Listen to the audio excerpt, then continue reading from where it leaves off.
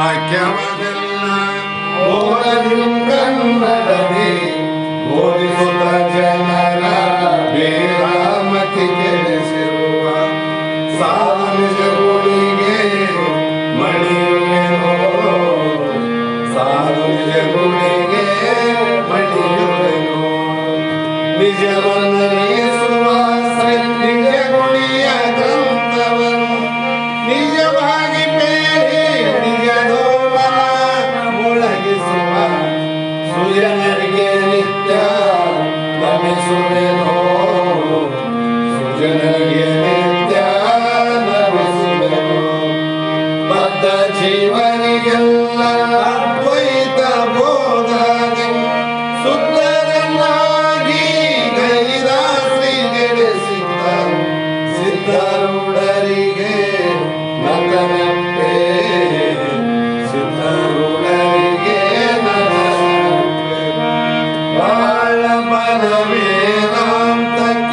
ಸರಿ ಬಾಳ ಗರ್ಜನೆ ಕೇಳುವ ತನಕ ಬಾಳ ಮೂತವಿರ್ಪವೇ ಶಾಸ್ತ್ರವೆಂಬುವರಿಗಳು. ಬಾಳ ಶಕ್ತಿಯ ಶಿವ ಗರ್ಜನೆ ಬಾಳ ಕೇಳಿದ ಬಳಿಕ ಕೂಗವ. ಬಾಳ ಕೇಳಲು ಬೇಕು ವೇದ ಎಂಬ ಶಾಸ್ತ್ರವನ್ನು.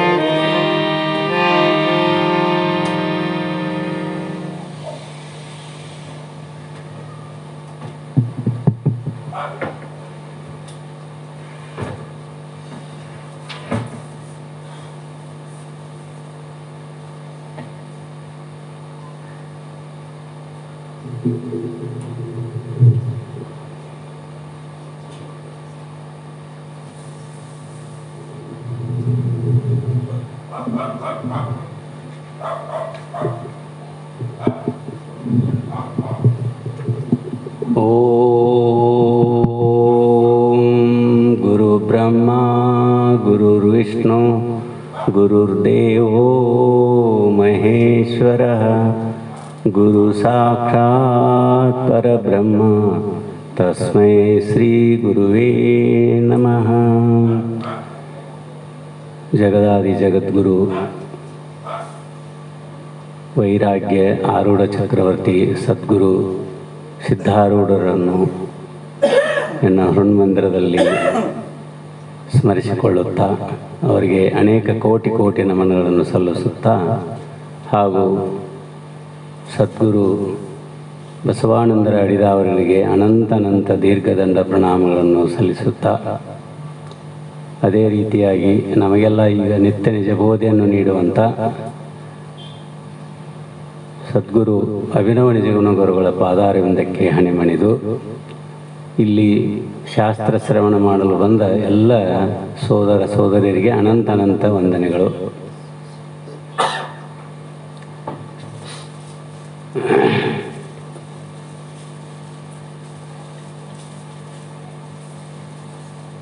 ಶಾಸ್ತ್ರ ನಡೆದದ್ದು ಶ್ರೀಮದ್ ಭಗವದ್ಗೀತಾ. ಗೀತಾ ಅಂದರೆ ತಾಯಿ ಅಂತ. ಆ ಒಂದು ಮಾತೆ ಸ್ವರೂಪ ಅಂದರೆ ಜ್ಞಾನದ ತಾಯಿ. ಆ ಜ್ಞಾನದ ಅಂದರೆ ಬೇಡು, ಈ ಅಂದರೆ ಕೊಡು. ಅದಕ್ಕೆ ಆ ಬೇಡಿದ್ದನ್ನು ಯಾರು ಕೊಡ್ತಾರೋ ಅವ್ರಿಗೆ ತಾಯಿ ಅಂತ ಹೇಳ್ತಾರೆ. ಹಂಗೆ ನಮಗೆ ಏನು ಬೇಡ್ತೇವೋ ಅದನ್ನೆಲ್ಲ ಕೊಡುವಂಥ ಈ ಭಗವದ್ಗೀತಾ ಮಾತೆ ಗೀತಾ. ಆ ರೀತಿಯಾಗಿ ಅಂಥ ತಾಯಿಯ ಒಂದು ಬೇಡಿದವರಿಗೆ ಅಮೃತವನ್ನು ಸವಿದವರುಗಳು ಅಂತ ಬರ್ತದಲ್ಲ, ಆ ರೀತಿಯಾಗಿ ಈ ಒಂದು ಶಾಸ್ತ್ರ ಕರ್ಮಶಾಸ್ತ್ರದಲ್ಲಿ 12ನೇ ಸಂಧಿ ಭಕ್ತಿ ಯೋಗ.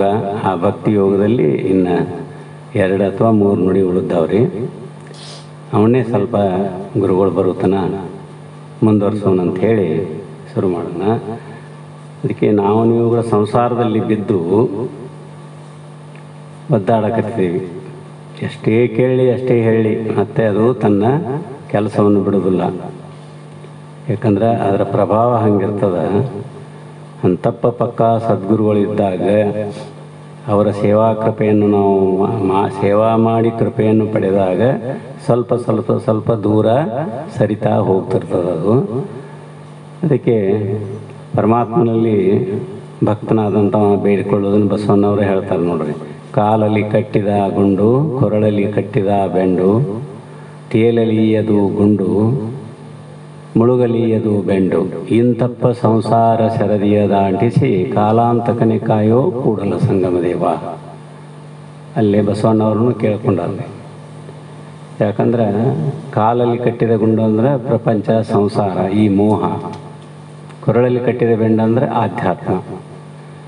ಇದು ಒಮ್ಮೊಮ್ಮೆ ನಮ್ಮನ್ನು ಇದು ತೇಲ್ಸಾಕ ಪ್ರಯತ್ನ ಮಾಡ್ತದೆ. ಪ್ರಪಂಚದಾಗ ಮುಳುಗಬೇಡಪ್ಪ ನೀನು, ಅದಕ್ಕೆ ತಪ್ಸಕ್ಕೆ ದಾರಿ ತೋರ್ಸಕ್ಕೆ ಅಂತಲ್ಲೇ ಇಂಥ ಸತ್ಸಂಗ ಸದ್ಗುರುಗಳು ಆಗಾಗ ಅವತರಿಸಿ ಬಂದು ಜನರನ್ನು ತಿದ್ದಾಕಿರ್ತಾರಲ್ಲ, ಹಂಗೆ ಅದು ಮುಳುಗಲಿಯದು ಬೆಂಡು, ತೇಲಲಿಯದು ಗುಂಡು. ಅದು ಆ ಕಡೆ ಹೇಳ್ತಿರ್ತದೆ, ಇದು ಈ ಕಡೆ ಹೇಳ್ತಿರ್ತದೆ.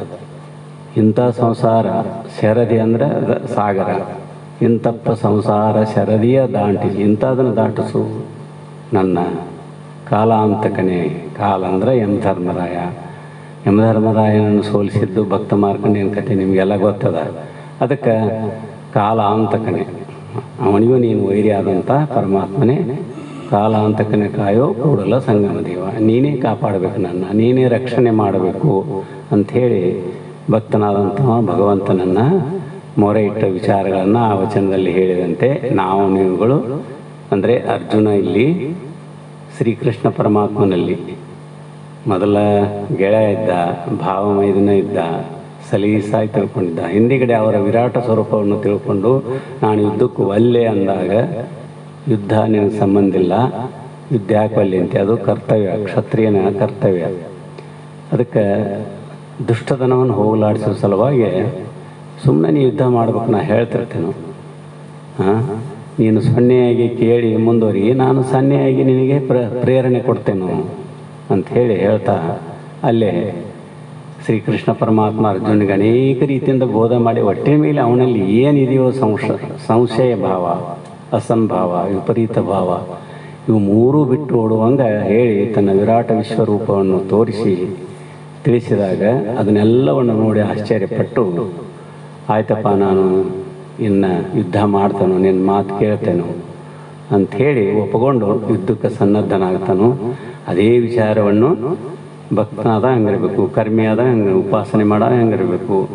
ಈ ರೀತಿಯಾಗಿ ಅನೇಕ ಇಲ್ಲೇ 6 ಅಧ್ಯಾಯದ ಕರ್ಮ, ಉಪಾಸನ, ಭಕ್ತಿ, ಜ್ಞಾನ, ಈ ರೀತಿಯಾಗಿ 18 ಅಧ್ಯಾಯದಲ್ಲಿ ಪೂರ್ಣ ಆಧ್ಯಾತ್ಮ ವಿಚಾರವನ್ನು ತನ್ನನ್ನೇ ಶಿಷ್ಯನಾಗಿ ಮಾಡಿಕೊಂಡು ತಾನು ಆಕಳಾಗಿ, ಅಂದರೆ ವೇದ ಉಪನಿಷತ್ತುಗಳ ಸಾರವನ್ನೇ ಅದೇ ಶ್ರೀಕೃಷ್ಣ ಪರಮಾತ್ಮ ಅವೆಲ್ಲ ಆಕಳಿದ್ದಂಗೆ, ಆಕಳನ್ನು ಕರೆಯುವ ಅಂದ್ರೇನು ಹಿಂಡುವ, ಆ ಅಮೃತಧಾರೆಯನ್ನು ಹಿಂಡುವ ಶ್ರೀಕೃಷ್ಣನಾಗಿ ಅದನ್ನು ಯಾರಿಗೆ ಕುಡಿಸ್ಬೇಕು, ಕರುವಾಗಿ ಶಿಷ್ಯನಾಗಿ ಅರ್ಜುನೇನದಾನಲ್ಲ, ಅರ್ಜುನನಿಗೆ ಆ ಹಾಲನ್ನಂದ್ರೆ ಅಮೃತಧಾರೆಯನ್ನು ಕುಡಿಸಿ ಅವನ ಸಂತೃಪ್ತಿಗೊಳಿಸ್ತಾನೋ, ಅಂದರೆ ಆತ್ಮಜ್ಞಾನಿಯಾಗಿ ತನ್ನಂತೆ ಮಾಡ್ಕೊಳ್ತಾನೋ ಅನ್ನೋದೇ ಈ ಭಗವದ್ಗೀತೆಯ ಸಾರಥಿ.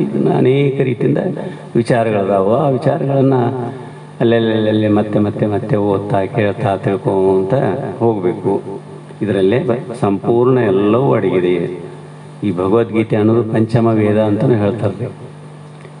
5ನೇ ವೇದ, ಇವು 4 ವೇದ ಅದು, ಅದ್ರಾಗ ಇದು 5ನೇ ವೇದ ಅಂತ ಹೇಳ್ತಾರೆ. ಈ ರೀತಿಯಾಗಿ ಇದೆ.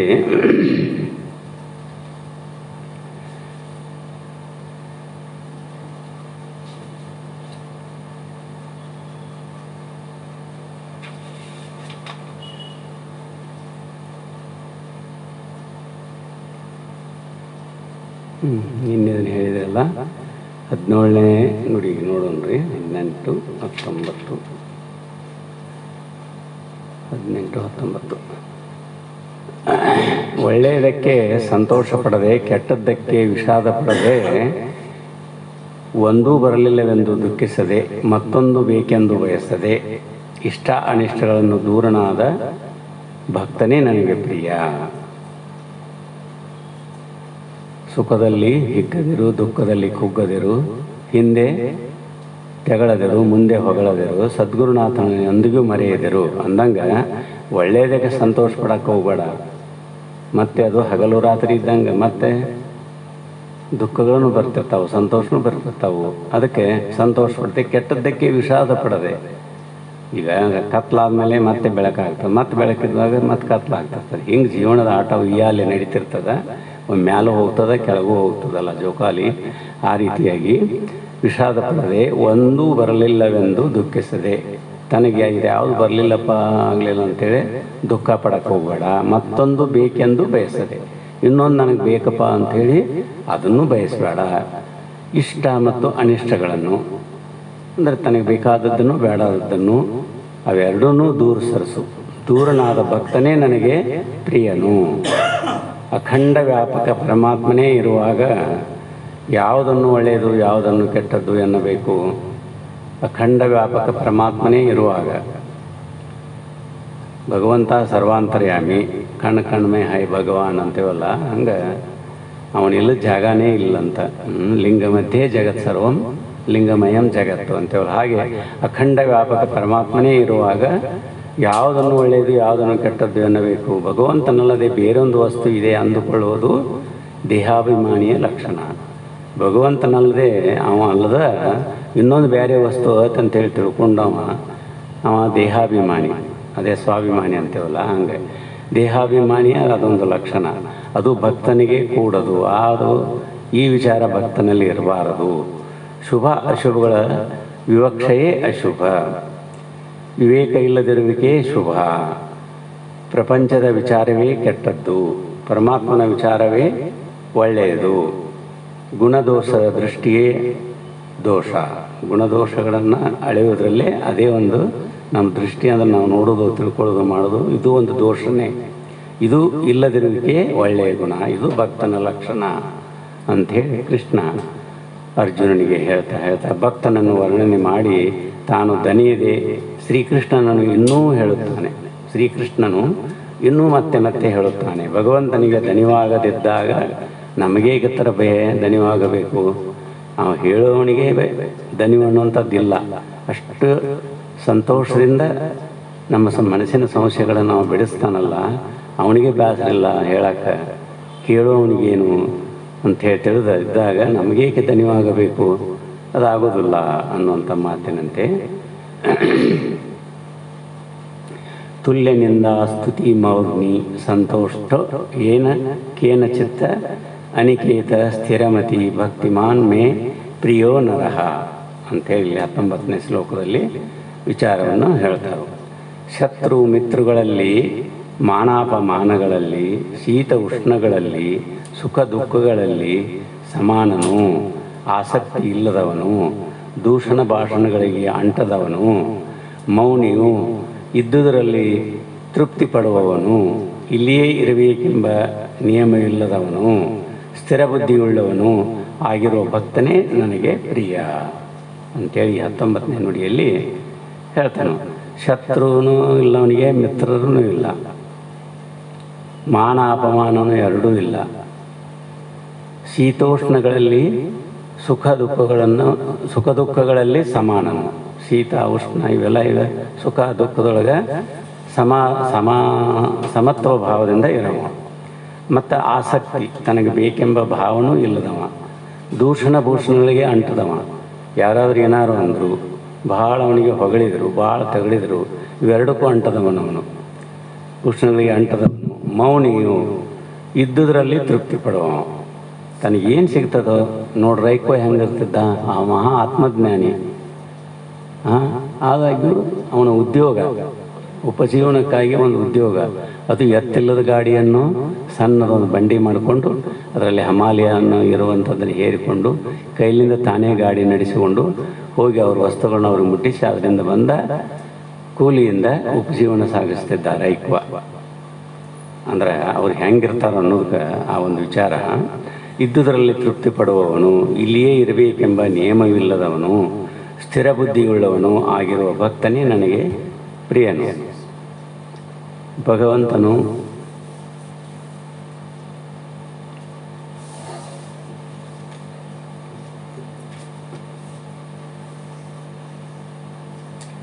ಇನ್ನು ಗುರುಗಳು ಬಂದಲ್ರಿ, ಅದು ಇದು ಅಷ್ಟೇ, 2-3 ನುಡಿ ಇದೆ.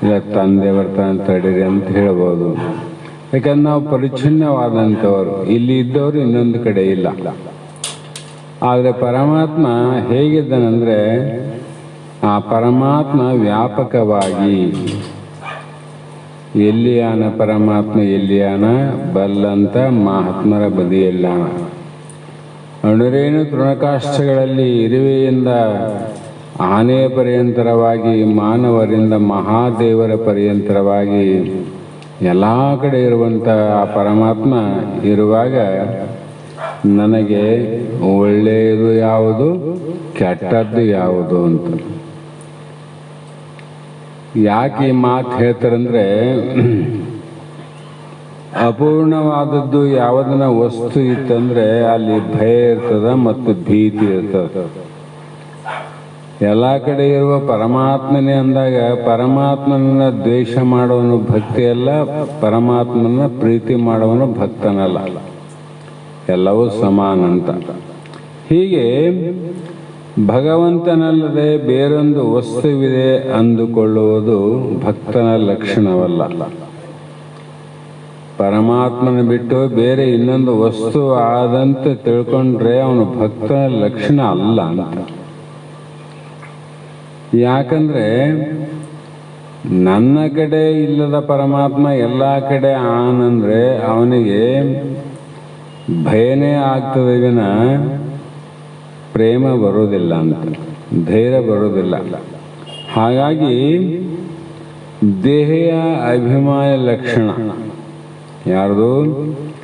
ಪರಮಾತ್ಮ ಬೇರೆ ಇದ್ದಾನೆ ನನ್ನಲ್ಲಿ ಇಲ್ಲ ಅಂತ ಯಾವನು ಅನ್ಕೊಂತಾನ ಅವನಲ್ಲಿ ಭಕ್ತಿ ಇಲ್ಲ, ದೇಹದ ಮೇಲೆ ಅಭಿಮಾನ ಆದಂತ ಅರ್ಥ. ದೇಹದ ಮೇಲೆ ಅಭಿಮಾನ ಆದಂದ್ರೆ ನಮಗೆ ಯಾವ ವಸ್ತುವಿನ ಮೇಲೆ ಅಭಿಮಾನ ಅದ ಆ ವಸ್ತುವನ್ನು ಬಹಳ ಪ್ರೀತಿ ಮಾಡ್ತೀವಿ, ಪ್ರೇಮ ಮಾಡ್ತೀವಿ. ನಮ್ಮ ಮನೆಯಲ್ಲಿರುವಂಥ ಮಕ್ಕಳನ್ನ ಪ್ರೀತಿ ಮಾಡಿದಂಗೆ ಪಕ್ಕದ ಮನೆಯವ್ರನ್ನ ಮಾಡೋದಿಲ್ಲ.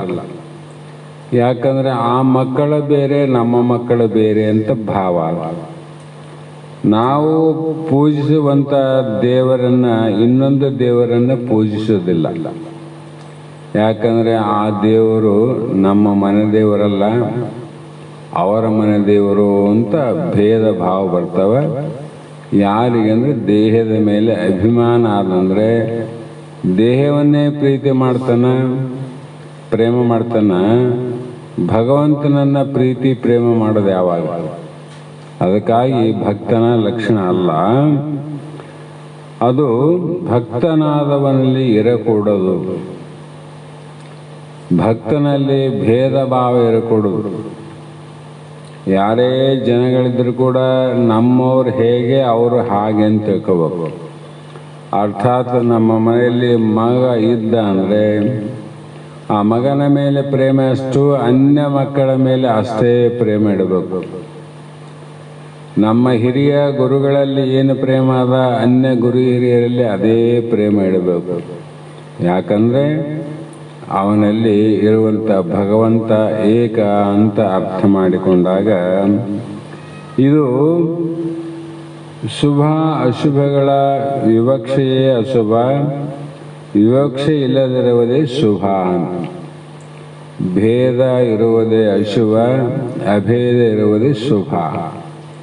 ಅದಕ್ಕೆ ಅಭೇದ ದರ್ಶನಂ ಜ್ಞಾನಂ ಅಂತ ಶ್ರುತಿ ಪ್ರಮಾಣ ಕೊಟ್ಟವ.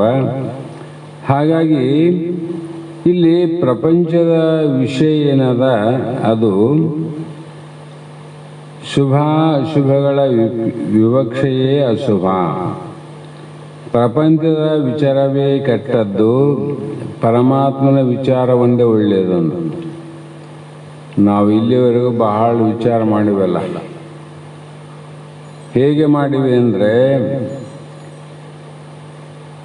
ಪ್ರಪಂಚದ ವಿಚಾರವನ್ನು ಮಾಡಿವಿ, ಆ ಮಾಡಿ ಮಾಡಿ ಕೆಟ್ಟರೆಯ ಮನವಿಲ್ಲದೆ, ನೀಡಿ ನೀಡಿ ಕೆಟ್ಟರೆಯ ನಿಜವಿಲ್ಲದೆ. ಹಾಗೆ ಇಲ್ಲಿ ಪರಮಾತ್ಮನ ವಿಚಾರ ಒಳ್ಳೆಯದಂತ. ನಾವೆಲ್ಲೇ ಹೋದರೂ ಕೂಡ ಪರಮಾತ್ಮ ಅಲ್ಲೇ ಆನ. ಎಲ್ಲಿ ಬಂದ್ರೂ ಕೂಡ ಪರಮಾತ್ಮ ಅಲ್ಯಾನ. ಒಟ್ಟಿನಲ್ಲಿ ನೀನೇನು ವಿಚಾರ ಮಾಡು, ಸಾಮಾನ್ಯ ದೃಷ್ಟಿಯಿಂದ ವಿಚಾರ ಮಾಡಿದ್ರೆ ನಾವು ಈ ಕ್ಷಣದಲ್ಲಿ ಇಲ್ಲಿದ್ದರೆ ಇನ್ನೊಂದು ಕ್ಷಣದಲ್ಲಿ ಎಲ್ಲೋ ಹೋಗ್ತೀವಿ. ಎಲ್ಲೇ ಹೋಗಲಿ, ನಮ್ಮ ದೇಹ ಎಲ್ಲೆಲ್ಲೇ ಹೋಗ್ತದ ಅಲ್ಲೆಲ್ಲೇ ಭಗವಂತ ಆನಂತ ತಿಳ್ಕೊಂಡು ಸಾಕು ನೋಡಿ. ಇದು ಭಾಳ ಸರಳ ವಿಷಯ. ನಾವೆಲ್ಲೇ ಹೋಗಲಿ, ಏನೇ ಕಾರ್ಯ ಮಾಡಲಿ, ಏನೇ ಕ್ರಿಯೆ ಮಾಡಲಿ, ಅಲ್ಲಿ ಪರಮಾತ್ಮನ ಅನ್ನೋ ಭಾವದಿಂದ ನೋಡಿದರೆ ನಮಗೆ ಗುಣದೋಷ ದೃಷ್ಟಿ ಹೋಗ್ತದೆ. ಯಾವ ಗುಣಗಳ ದೋಷವು, ಇವು ಸತ್ವರಜ, ಈ ಗುಣಗಳ ದೋಷ ನಿವೃತ್ತಿ ಆಗ್ತದೆ. ಇದು ಇಲ್ಲದಿರುವಿಕೆಯೇ ಏನು ಅಂದರೆ ಅದು ಭಕ್ತನಿಗೆ ಪ್ರಿಯವಾದವನು ಅಂತ ಅರ್ಥ. ಮುಂದೆ ಭಕ್ತನು ವರ್ಣನೆಯನ್ನು ಮಾಡದೆ ಏನು ಮಾಡು ಅಂತ ಹೇಳ್ತಾರಂದ್ರೆ, ಇಲ್ಲಿ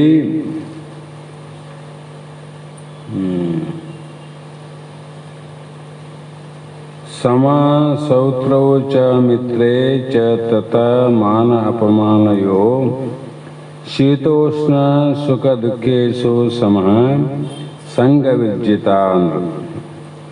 ಮತ್ತೆ ಮುಂದುವರೆದ 19ನೇ ಶ್ಲೋಕದಲ್ಲಿ ತುಲ್ಯ ನಿಂದಾ ಸ್ತುತಿರ್ ಮೌನಿ ಸಂತೋಷೋ ಏನ ಕೇನಚ ಅನಿಕೇತ ಸ್ಥಿರಮತಿ ಭಕ್ತಿಮಾನ್ ಮೇ ಪ್ರಿಯೋ ನರಹ. ಇಲ್ಲಿ 2-3 ವಾಕ್ಯದಿಂದ ವಿಸ್ತರಣೆ ಮಾಡ್ತಾರೆ. ಅದೇನು ಅಂದರೆ, ಶತ್ರು ಮಿತ್ರಗಳಲ್ಲಿ ಮಾನ ಅಪಮಾನಗಳಲ್ಲಿ ಮಿತ್ರರು ಬಂದರೆ ಬಾಗಿಲಿ ಹೊರಗೋಗಿ ಬರ್ರಿ ಅಂತೀವಿ, ಶತ್ರುಗಳು ಬಂದರೆ ಬಾಗಿಲಿ ಹಾಕ್ತೀವಿ. ಯಾಕಂದರೆ ನಮ್ಮಲ್ಲಿ ಶತ್ರು ಮಿತ್ರ ಅಂತ ದೇಹ ಭಾವನೆ ಆದ ವಿನಃ ಆ ಶತ್ರುನಲ್ಲೂ ಕೂಡ ಪರಿಪೂರ್ಣವಾದ ಪರಮಾತ್ಮ ಅನಿಲ್ಲ, ನಿನ್ನಲ್ಲಿ ಆನಿಲ್ಲ. ಹೀಗೆ ಭಗವಂತನು ಪ್ರೇಮ ಸಮುದ್ರನು ಅಂತ. ಭಗವಂತನ ಪ್ರೀತಿ ಎಷ್ಟ್ರಿ ಅಂದರೆ ಸಮುದ್ರದ ನೀರು ಎಷ್ಟು ಅಳತೆ ಇಲ್ಲದಂತಾದ, ಅದೇ ಅಳತೆ ಇಲ್ಲದೆ ಪ್ರೇಮ ಮಾಡುವನು ಭಗವಂತ ಅಷ್ಟೆ. ಭಗವಂತನನ್ನ ಬಿಟ್ಟರೆ ಉಳಿದವರು ಏನು ಮಾಡ್ತಾರಂದ್ರೆ ಅವರ ಪ್ರೇಮ ಪರಿಚ್ಛಿನ್ನವಾದ ಪ್ರೇಮ, ಪರಿಪೂರ್ಣ ಪ್ರೇಮ ಅಲ್ಲ. ಇತ್ತೀಚೆಗೆ ವಿಚಾರ ಮಾಡಿದ್ರೆ ದೇವರ ಗುಡಿ ಅಂತ ಹೋದಾಗ ಅಲ್ಲಿ ಕೂಡ ಪರಿಚ್ಛಿನ್ನವಾದ ಭಕ್ತ ಪ್ರೇಮವನ್ನು ಕಾಣ್ತೀವಿ, ಪರಿಪೂರ್ಣವಾದ ಪ್ರೇಮ ಇಲ್ಲ. ಕೆಲವು ಕ್ಷೇತ್ರಗಳಲ್ಲಿ ನಮ್ಮ ಸಿದ್ಧಾರೂಢ ಸಂಪ್ರದಾಯದಲ್ಲಿ ಪರಿಪೂರ್ಣವಾದ ಪ್ರೇಮ ಎಲ್ಲ ಭಕ್ತರಲ್ಲಿ ಕುಲ, ಜಾತಿ, ನಾಮ, ರೂಪ, ಶ್ರೀಮಂತ, ಬಡವ, ಬಲ್ಯದ ಯಾವ ಭೇದ ಭಾವ ಇಲ್ಲದೆ ಎಲ್ಲರಿಗೂ ಸಮದರ್ಶನ ಎಲ್ಲಿ ಅಂದರೆ ಸದ್ಗುರು ಸಿದ್ಧಾರೂಢ ಮಠದಲ್ಲಿ. ಕ್ರೈಸ್ತರು ಬರ್ತಾರೆ, ಕ್ರಿಶ್ಚಿಯನರು ಬರ್ತಾರೆ, ಮುಸಲ್ಮಾನರು ಬರ್ತಾರೆ. ಮೊನ್ನೆ ನಾವು ಹೋದಾಗ ಇಷ್ಟು ದಿವಸ ನೋಡಿದ್ದಿಲ್ಲ, ಮಾರ್ವಾಡಿಯವರು ಬಂದಾರ ಅಮಾವಾಸ್ಯೆ ದಿವಸ. ಹಾಗಾಗಿ ಇದು ಏನಂದರೆ ಇದು ಭಗವಂತನು ಸಮುದ್ರ ಇದ್ದಂಗೆ ಅಂತ. ಹಾಗಾಗಿ ಭಕ್ತನು ಪ್ರೇಮ ಸ್ವರೂಪನು. ಯಾವ ಕಾಲದಲ್ಲೂ ಅವನ ಪ್ರೇಮಕ್ಕೆ ಅಪವಾದ ಇರಬಾರದು. ಅನುಕೂಲವಾದಾಗ ಇದ್ದಂಥ ಪ್ರೇಮ ಅನಾನುಕೂಲ ಆದಾಗ, ಶ್ರೀಮಂತಿಕೆ ಬಂದಾಗ ದೇವರನ್ನು ಪ್ರೀತಿ ಮಾಡೋದು, ಭಕ್ತಿ ಮಾಡೋದು ಬಹಳ. ಬಡತನ ಬಂದಾಗ ಏನಾಗ್ತದ್ರಿ ಅಂದರೆ ಒಮ್ಮೆಯೋ ನುಡಿಯೋನು ಶಿವಮಂತ್ರವಣ್ಣ ಅಂತ. ಶ್ರೀಮಂತಿಕೆ ಬಂತು ಅಂದರೆ ಬಹಳ ಜನ ಮಹಾತ್ಮರು, ಜ್ಞಾನಿಗಳು ಶಿವಮಂತ್ರ ಉಚ್ಚಾರ ಮಾಡಪ್ಪ ಸರ್ವ ಪಾಪ ನಿವೃತ್ತಿ ಆಗ್ತವ ಅಂತ ಎಷ್ಟು ಹೇಳಿದ್ರು ಕೂಡ ಒಂದು ಸಲ ಆದರೂ ಕೂಡ ಆ ಶಿವಮಂತ್ರ ಹೇಳಕ್ಕಾಗೋದಿಲ್ಲ. ಯಾವಾಗ ಆಗ್ತದ? ಬಡತನವೆಂಬ ಮಂತ್ರವಾದಿ ಬೆಳಿಗ್ಗೆ ಹೋಗಲು ಒಡನೆ ನುಡಿಯುವನು ಶಿವಮಂತ್ರವಣ್ಣ. ಎಷ್ಟು ಮಂದಿ ಜ್ಞಾನಿಗಳು ಮಹಾತ್ಮರು ಹೋಗಿ ಶಿವಧ್ಯಾನ ಮಾಡು, ಶಿವನನ್ನ ಪ್ರೀತಿ ಮಾಡು, ಭಗವಂತನ ನಿನ್ನ ಕಷ್ಟ ಸುಖ ಎಲ್ಲವನ್ನ ಕಾಪಾಡ್ತಕ್ಕಂಥವನು ಆ ದೇವರಾನ, ಅವನ ಧ್ಯಾನ ಮಾಡು, ಚಿಂತನೆ ಮಾಡು ಅಂದರೆ ಹೋಗಂತ ನಾನು. ಆದರೆ ಒಂದಿಲ್ಲ ಒಂದು ದಿನ ಬಡತನವೆಂಬ ಮಂತ್ರವಾದ, ಅವನಿಗೇನು ಬೇಕಾಗಿಲ್ಲ, ಬಡತನ ಬರ್ಬೇಕಷ್ಟೆ. ಬಡತನ ಬಂದಾಗ ಒಡನೆ ನುಡಿಯುವನು, ಯಾರು ಹೇಳೋದೇ ಬೇಕಾಗಿಲ್ಲ. ಶಿವ, ಪರಮಾತ್ಮ, ಸಿದ್ಧಾರೂಢ, ಭಗವಂತ ನೀನೇ ಕಾಪಾಡಪ್ಪ, ಇಂಥದ್ದು ಯಾಕೆ ಬಂತು ನನಗೆ ಪರಿಸ್ಥಿತಿ ಅಂತ ಅವನು ನುಡಿಲಿಕ್ಕೆ ಪ್ರಾರಂಭ ಮಾಡ್ತಾನೆ. ಆದರೆ ಭಕ್ತಂತ ಹಂಗಲ್ಲ, ಎರಡೂ ಸಮ. ಶ್ರೀಮಂತಿಕೆ ಬಂದಾಗ ಎಷ್ಟು ಭಕ್ತಿ ಇತ್ತು, ಪ್ರೇಮ ಇತ್ತು, ಅದೇ ಪ್ರೇಮ ಬಡತನದಲ್ಲಿಯೂ ಇರಬೇಕು. ಆವಾಗನೇ ಭಗವಂತ ನಮಗೆ ಒಲಿಯೋದು ಅಂತ. ಹೀಗೆ ಮತ್ತೆ ಆ ಭಕ್ತ ಯಾವಾಗಲೂ ಏನು ಮಾಡ್ತಾನಂದ್ರೆ ಎಲ್ಲರಲ್ಲಿ ಸಮಾನನಾಗಿ, ಸಮಾನ. ಇವತ್ತು ಆದ ಅಂತ ಗರ್ವ ಇಲ್ಲ, ಇಲ್ಲ ಅಂತ ದುಃಖನೂ ಇಲ್ಲ. ಯಾಕಂದ್ರೆ ಇದು ಭಗವಂತನ ಆಟ ಅಂತ. ನಿಜವಾಗಲೂ ಇದು ಭಗವಂತನ ಲೀಲೆ. ನಮ್ಮ ಮನೆಯಲ್ಲಿ ಏನಾದ್ರು ಇವತ್ತು ಬಂದು ಇದೆ ಅಂದರೆ ಅದು ಭಗವಂತನ ಕೊಡುಗೆ. ಇವತ್ತು ಖಾಲಿ ಆದರೂ ಕೂಡ ಭಗವಂತಂದೇ ಖಾಲಿ ಮಾಡಿದ್ದು, ನಮ್ಮ ಕೈಯಲ್ಲಿ ಏನದ. ಹಾಗಾಗಿ ಅವನಿಗೆ ತನ್ನ ಪ್ರಾಣ ಪ್ರಿಯನಾದ ಪರಮೇಶ್ವರನು ವಿಶ್ವವೆಲ್ಲವೂ ತುಂಬಿರುವಾಗ ಅವನಿಗೆ ಶತ್ರುಗಳು ಯಾರು? ಯಾರು ಬಂದರೆ ಅವನು ಬಸವಣ್ಣವ್ರು ಹೇಳ್ದಂಗ ಯಾರು ಬಂದರೆ, ಕಳ್ಳ ಬಂದರೆ, ಕಳ್ಳ ಮನೆಗೆ ಬಂದರೆ ಸಾಕ್ಷಾತ್ ಸಂಗಮ ದೇವವಂದನ ಅಂತ ಹೇಳಿ ನೋಡಿದ್ರು. ನೋಡೋ ದೃಷ್ಟಿ ಹೆಂಗಿತ್ತಂತ. ಬದನೆಕಾಯಿಯನ್ನು ಕಟ್ಟಿಕೊಂಡು ಹೋಗ್ಬೇಕು, ಇಲ್ಲಾಂದ್ರೆ ಪ್ರವೇಶ ಇಲ್ಲ ಅಂತ ಗೊತ್ತಾದ ಕಳ್ಳ ಲಿಂಗ ಇಲ್ಲದ ಕಾರಣ ಬದನೆಕಾಯಿಯನ್ನು ಕೊರಳಲ್ಲಿ ಕಟ್ಟಿಕೊಂಡು ಹೋದಾಗ ಸಂಗಮನೇ ಬಂದನ ಸಾಕ್ಷಾತ್ ಅಂತ. ಅಲ್ಲಿ ಲಿಂಗ ನೋಡಲಿಲ್ಲ, ಬದನೆಕಾಯಿ ನೋಡಲಿಲ್ಲ, ಇದ್ರೊಳಗೆ ಏನ ಅಂತ ನೋಡಕ್ ಹೋಗಲಿಲ್ಲ. ಒಟ್ಟ ಭಕ್ತಿ ಆದಂತ ತಿಳ್ಕೊಂಡ್ರವರು. ಹಾಗಾಗಿ ಯಾರಿಗೆ ಶತ್ರುಗಳಿಲ್ಲ ಅಂದ್ರೆ ಅವ್ರಿಗೆ ಮಿತ್ರರ ಅವಶ್ಯಕತೆ ಇಲ್ಲ. ನಾವು ಬಹಳ ಮಂದಿ ಶತ್ರುಗಳನ್ನ ಮಾಡ್ಕೊಂಡು ಆಮೇಲೆ ಅದನ್ನು ಸರಿ ಮಾಡಕ್ಕೆ ಮಿತ್ರರನ್ನ ಮಾಡ್ಕೊಂತ. ಕೆಲವು ಜನ ಮಿತ್ರರು. ನಾವು ಶತ್ರುಗಳೇ ನಮಗಿಲ್ಲ ಅಂದ್ರೆ ಮಿತ್ರರ ಅವಶ್ಯಕತೆನೇ ಇಲ್ಲ, ಹೌದಿಲ್ಲ? ಹಾಗಾಗಿ ಆತನಲ್ಲಿ ಆತ್ಮದೃಷ್ಟಿಯೇ ಹೊರತು ವಿಶ್ವ ಎಲ್ಲವೂ, ವಿಶ್ವದ ವಿಷಯವೂ ಕಲ್ಪಿತವೂ ಆದ ಉಪಾದ ದೃಷ್ಟಿ ಅವನಿಗಿಲ್ಲ. ಬಸವಣ್ಣ ಉಪಾದ ದೃಷ್ಟಿ ನೋಡಿ ಲಿಂಗ ದೃಷ್ಟಿ ನೋಡಿದ. ಅವನು ಬಂದವನು ಕಳ್ಳ ಅಂತ ಆ ದೃಷ್ಟಿ ನೋಡಲಿಲ್ಲ. ಅವನೇನು ನೋಡ್ಬೇಕಾಗಿತ್ತು? ಆತನ ಕೊರಳಲ್ಲಿರುವಂಥ ಲಿಂಗವನ್ನು ನೋಡ್ಬೇಕಾಗಿತ್ತು. ಲಿಂಗ ನೋಡಿದ ಭಕ್ತ ವಂದನ ಸಂಗಮ ದೇವನಿಂದ. ಹಾಗಾಗಿ ಈ ಒಂದು ಕಲ್ಪಿತ ದೃಷ್ಟಿ ಎಲ್ಲಿ ಪ್ರಾರಂಭ ಆಯ್ತು ಅಂದರೆ, ಕಲ್ಪಿತ ದೃಷ್ಟಿ ನಮಗೆ ಪ್ರಾರಂಭ ಆದದ್ದು ಭ್ರಾಂತಿಯಿಂದ. ಭ್ರಾಂತಿಗೆ ಬೀಜ ಯಾವುದು ಅಂದರೆ ಅಜ್ಞಾನದಿಂದ. ಅವನ ಅಜ್ಞಾನ ಇಲ್ಲ ಅಂದರೆ ಭ್ರಾಂತಿನೇ ಇಲ್ಲಲ್ಲ. ಹಾಗಾಗಿ ಆತನಿಗೆ ಗೌರವ ಅಗೌರವಗಳಿಗೆ ಅಡಿಯೇ ಇಲ್ಲ. ಎಷ್ಟು ಮಂದಿ ಅಗೌರವ ತೋರಿದ್ರು, ಅಪಮಾನ ಮಾಡಿದ್ರು ಏನಿಲ್ಲ. ಎಷ್ಟು ಮಂದಿ ಗೌರವ ಕೊಟ್ಟರು ಅಂದರೆ ಅದರ ಮೇಲೆ ಪ್ರೇಮನೇ ಇಲ್ಲ. ಎಲ್ಲಿ ಪ್ರೇಮ ಆದ ಅಂದರೆ ಅಲ್ಲಿ ಗೌರವ ಆದಂತ ಗೊತ್ತಾಯ್ತಿಲ್ಲ, ಅಲ್ಲಿ ಅಗೌರವ ಆಗ್ತದಂತ ಭಯ ಇರ್ತದೆ. ನೋಡ್ರಿ ಬೇಕಾದಷ್ಟು. ಏನಪ್ಪ ನನಗೆ ಗೌರವ ಕೊಡಲಿಲ್ಲ, ಇನ್ನು ಭಾಳ ದೂರ ಇದ್ದೆ ಅಂತ. ಯಾವುದಕ್ಕೆ ಗೌರವ ಕೊಡಬೇಕು? ಜೀವನಿಗೆ ಗೌರವ ಕೊಡಬೇಕು, ಆತ್ಮನಿಗೆ ಗೌರವ ಕೊಡಬೇಕು, ದೇಹಕ್ಕೆ ಗೌರವ ಕೊಡಬೇಕು. ದೇಹ ಬುದ್ಧಿ ಆದ ನಿನಗೆ ಮಾನ ಅಪಮಾನ ಎಲ್ಲವ, ಅದಕ್ಕೆ ಅದನ್ನೇ ನೋಡ್ತಿದ್ದೀನಿ. ಬೇರೆ ಏನು ಕಾಣಂಗಿಲ್ಲ ಅಂತ. ಹಾಗಾಗಿ ಅನಿತ್ಯವಾದ ಪ್ರಪಂಚ ಕೊಡುವ ಗೌರವಗಳಿಂದ ಅವನಿಗೆ ಕೆಲಸವೇನು? ಈ ಪ್ರಪಂಚನೇ ಅನಿತ್ಯ ಆದಂದರೆ ಪ್ರಪಂಚದಲ್ಲಿ ಗೌರವಕ್ಕೆ ನಾವು ಮಾಡುವಂಥ ಎಲ್ಲ ವಸ್ತುಗಳು ಅನಿತ್ಯವಾದ ವಸ್ತುಗಳೇ. ದೊಡ್ಡ ದೊಡ್ಡ ಹೂವಿನ ಹಾರ ಹಾಕ್ಬೋದು, ಆಯ್ತು 2 ತಾಸಿನಲ್ಲಿ ಮತ್ತೆ ಹೋಗ್ತದೆ. ದೊಡ್ಡ ದೊಡ್ಡ ಸನ್ಮಾನ ಮಾಡಬಹುದು, ಸನ್ಮಾನ ಮಾಡೋಕ್ಕೆ ಕೊಟ್ಟುವಂಥ ವಸ್ತುಗಳೇನವ ಅವು ಅನಿತ್ಯವಾದ ವಸ್ತುಗಳು. ಕೆಲವು ಮಂದಿ ಬೆಳ್ಳಿ ಬಂಗಾರನು ಕೊಡ್ಬೋದು, ಅವೇ ನಿತ್ಯವಾದ ವಸ್ತುಗಳೇನು? ಅವು ಅನಿತ್ಯವಾದ ವಸ್ತುಗಳೇ.